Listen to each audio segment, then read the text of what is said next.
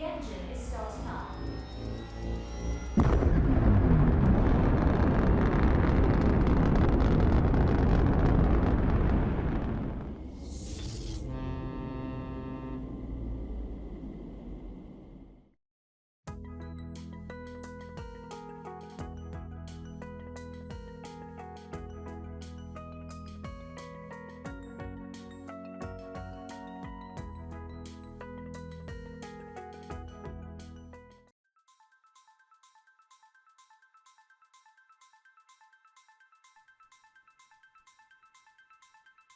Hi everyone, I am Andy King, and today I'm going to talk about how you can get off the newsletter hamster wheel by using evergreen content in your email program.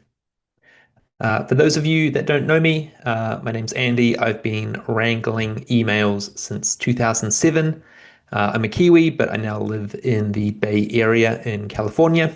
I have two boys, a wife, two cats, a dog, and I run emaillove.com, which is an inspiration website. We feature hundreds of thousands of emails with design inspiration, content ideas across 25 different categories. We also build the EmailLove Figma plugin, which enables marketers and designers to design in Figma and export responsive and accessible code directly to their ESP. Over the last 2 years, I've also been growing and sending the EmailLove newsletter, which goes currently to around 12,000 marketers every week. And today I want to talk about how I have automated part of our email program using evergreen content that drips out to our subscribers every week. Okay, so let's jump into the content. Okay, so let's briefly chat about the problems with sending newsletters. Firstly, newsletters are time-consuming to produce, and for some senders, you only get one shot at deploying them. So you could easily spend hours crafting a newsletter, and once you've hit the send button, that's it. It's gone, and you've got to do it all over again next week. That's a huge amount of effort for something that you will only send once. Secondly, when you commit to sending a newsletter on a regular basis, it puts a lot of pressure on you to deliver in that time frame. You can't say on your website that you're going to send your newsletter every week and then only send it once per month.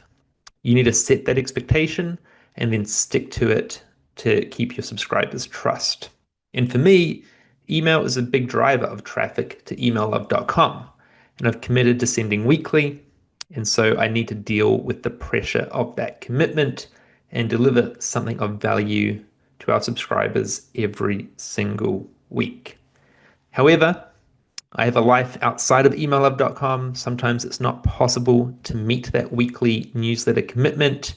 As I mentioned, I have two little boys, and sometimes I just can't get that newsletter out. And so this evergreen newsletter strategy is one tactic I have implemented to get around that problem. So I want to introduce you to the concept of the evergreen newsletter, and Jane Portman from a company called UserList actually explains this really well in one of our Email Peeps interviews. I asked Jane what her favorite email hack was, and she said an evergreen newsletter is one of my favorite concepts.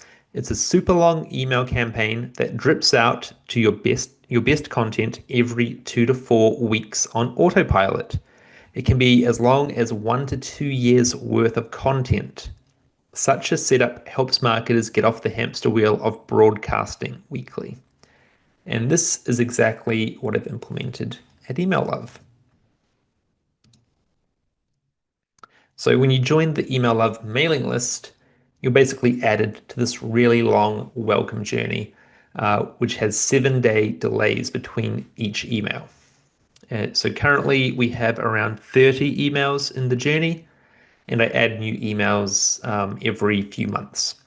And we have around 12, I mentioned we have around 12,000 subscribers that are currently in the journey. and on average, the open rate is around 45%, with a 7.4% click-through rate. And so it's similar to what we get with our manually sent newsletters. So really good engagement from these automated newsletters. Now, the benefits of this evergreen newsletter are that it saves me time. So yes, I still need to spend time to develop the content in the first place. There's that upfront development cost, but I don't have the stress and anxiety of needing to build a newsletter every week necessarily. Instead, I create content every 2 to 3 weeks, and my subscribers don't know the difference. To them, I'm sending a weekly newsletter. Secondly, the evergreen newsletter keeps my subscribers engaged and coming back to emaillove.com on a regular basis. Realistically, my schedule doesn't allow for me to manually build and send a newsletter every single week of the year. Although I do try to get a manually sent email out most weeks, but it's not always possible. And then lastly, my evergreen newsletter exposes my new subscribers to some of my best old content that they may not have seen before. So this is helpful and interesting for these subscribers, and it helps create awareness of the deep archive of content that we have on emaillove.com.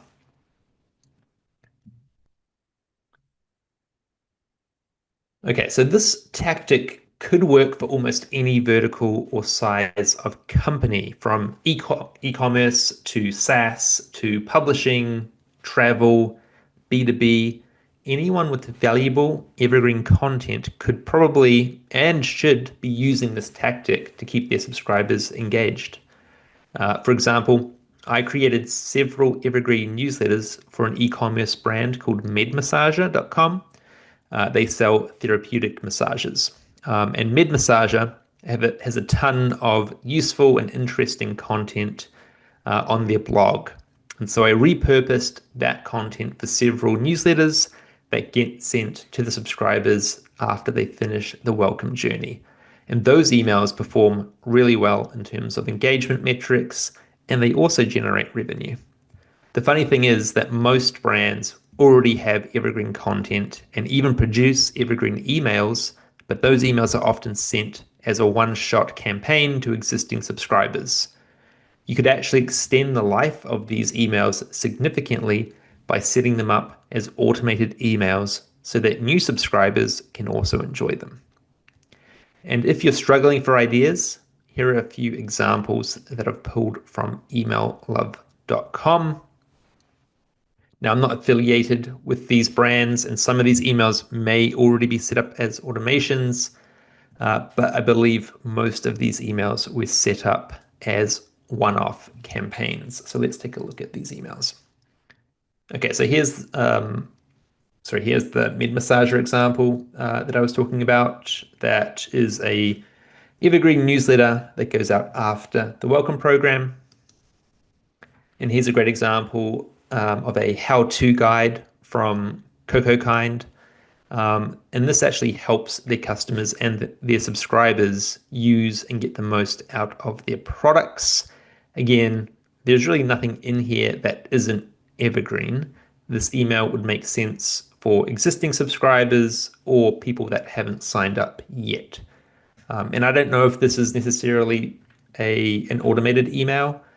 This could have been a one-time campaign that they sent out to existing subscribers. So they could easily repurpose this in an automated journey. Expert Q&As are also a great way to generate interesting and engaging content for your subscribers. The Sill sent this example with common questions on how not to kill your houseplants. So again, very useful if you're a houseplant murderer like myself. This content, again, would be great for new subscribers or anyone that hasn't signed up yet. Nude is an at-home laser hair removal product, and so their main competitor is razors. And I really liked the creative and copy of this comparison email that shows how Nude's products are differentiated against the standard incumbent product. And again, this would be an excellent automated email. That could fit into a welcome program or even a pre-purchase journey. I also really like behind the scenes emails. I think that makes for excellent content and it's interesting for existing and new subscribers. So your subscribers and customers, they signed up to your emails for a reason. They like what you do and they are typically interested in your company and your products. So behind the scenes content like this example from Fisker Automotive gives your fans some insider knowledge and a look into how the sausage is made. And we have plenty of examples like this on emaillove.com. Curated content can also work well as evergreen content. So this could be a curated selection of guides, like this example from Going, or it could be curated products or services.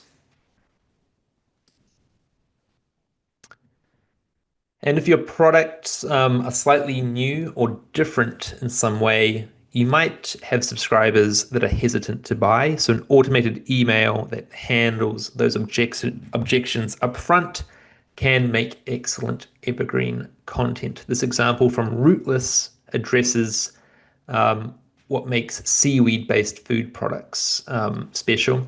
And so this email does a great job of explaining to subscribers the benefits and why they should give it a try. And then the last example I have team interviews. The team interviews are an excellent way of generating new and evergreen content. So this could be as simple as asking your colleagues what their favorite products are, or it could be an interview with the founder or the CEO of your company. This content is usually interesting for subscribers and could typically work as an automation, and it's typically pretty easy to put together. So in my experience, most companies have some form of value-added evergreen content already, and you just need to look for it. It could be on your blog, in a case study, in an FAQ, or an existing how-to guide. So my advice is to look internally before going out and producing a bunch of new content yourself for this evergreen newsletter program. And remember to look at your older email campaigns as well. I see many brands sending value-added content that could easily be resent to new subscribers as part of a welcome or onboarding journey. But these emails are often sent once and then forgotten about. So I think there's a huge potential to extend the life of these campaigns by using them with new subscribers. Okay, so at this point, I think I've sold you on the idea of an evergreen newsletter, right? You all want to start implementing this tactic. Unfortunately, it's not all sunshine and rainbows. There are a couple of potential issues that you need to be aware of if you decide to try this strategy. Now, this might depend on how advanced your ESP is, but with the platform I'm using, the emails will go out at the same time of day that you sign up. So if you initially signed up for my email program at 10 p.m. at night on a Monday, you will continue to receive the newsletter every Monday at 10 p.m. So I have a 7-day delay that sends at the same time of day that you signed up. So this might not necessarily be a bad thing, but I think I would ideally dictate what time the email gets sent. Another problem is ongoing maintenance of these emails. For example, some content may eventually need updating, ads need to be changed if you are monetizing your newsletter in that way, and changing the layout or design of your newsletter becomes a lot harder when you're dealing with 30 live email templates. So that maintenance can be a big issue, and actually I'm struggling with that myself because I have updated my main template, but I haven't got around to updating my automated emails yet. And then lastly, I do still send manual emails on top of the automated program. So I need to be aware of who is receiving an automated email and remember to exclude them from my manual sends. So for me, none of these things are big deal breakers, but if you do have a complex or a frequent send schedule, you will need to figure out how an automated newsletter could fit into that schedule alongside your manually sent newsletters and emails. Okay, so that's enough on why you should send an evergreen newsletter. Let's talk a little bit about how I've streamlined the newsletter creation process and the sending process on emaillove.com. So yeah, so I can start sending these emails automatically. So emaillove.com, it's an email inspiration website. And so the first step in my process actually begins in my inbox or actually on emaillove.com, where I curate and feature some of the best email designs that have appeared on the website. So on the homepage, you'll see my favorite designs. These are basically the best, the cream of the crop. And so that's kind of the beginning of where my newsletter content begins. It's reusing this curated content. Okay, I then will go into WordPress, which is our website, which is what our website is built on. I will add a description for the best emails. I'll write a little paragraph about what makes it special, why I liked it, why I've added it to the homepage. I'll also tag it with keywords to enhance the searchability on the site. And then Emaillove runs on RSS feeds. So this is part of the magic. We have an RSS feed that will pick up any new email designs that we curate. We have a Zapier flow that will kick off this process when a new email comes into the feed, and that content then gets distributed across our social channels. And so it's a nice automated process that we have set up. We also have some AI involved in this process. So within Zapier, we are using ChatGPT to kind of optimize and slightly alter the descriptions that I write for social channels. So for an Instagram post, we have a prompt that will optimize the content for that channel. We're then using the Emaillove Figma plugin to basically create the email HTML. So we will upload some of our favorite emails into the template, along with usually one of our interviews from one of the email peeps. So every month we are interviewing people, and it becomes the basis of the content for our evergreen newsletter.